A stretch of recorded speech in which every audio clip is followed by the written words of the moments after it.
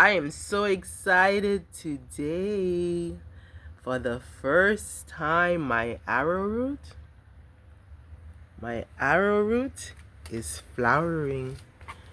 Isn't this amazing? Oh, wow.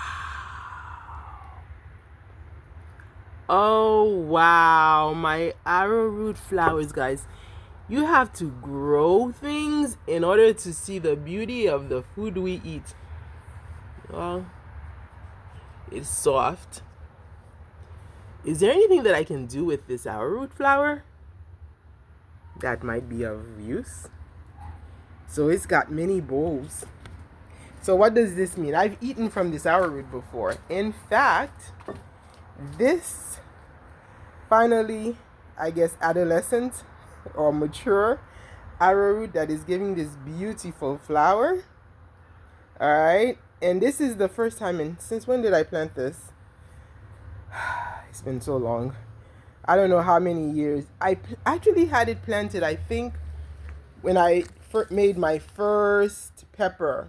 So that was in 2023. So it's been 2 years.